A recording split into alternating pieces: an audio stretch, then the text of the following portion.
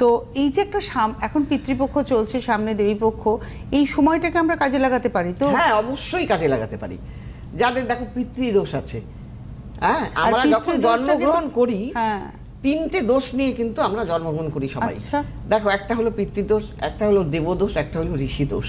এবার তার মধ্যে সর্বদিক থেকে আমরা দোষেরই গুরুত্ব দিয়ে থাকি, কারণ এই দোষ থাকলে পরে তোমার কোনো ভালো কাজ তোমার হবে না, হ্যাঁ, সর্বকার্যে তুমি বাধা হবে, তোমার পারিবারিক জীবন অশান্তির হবে, আর্থিক সমস্যা দেখা দেবে, কর্মক্ষেত্রে সমস্যা দেখা দেবে, শারীরিক সমস্যা দেখা দেবে। কাজেই এইগুলোকে না তর্পণ করা উচিত প্রত্যেকটা মানুষেরই, আমার মনে হয় তর্পণ। এবং ছকে পিতৃদোষ থাকলেই সেইটাকে খণ্ডন করতে হবে। আচ্ছা, মানে শুধু তর্পণ করলে কিন্তু না না না না না, সেইটাকে আমাদের এই যে গ্রহ দোষ বলি খণ্ডন, সেই গ্রহ দোষগুলো কিন্তু এই সময় খণ্ডন করার জন্য মারাত্মক সময়। এবার যারা করবে এই যে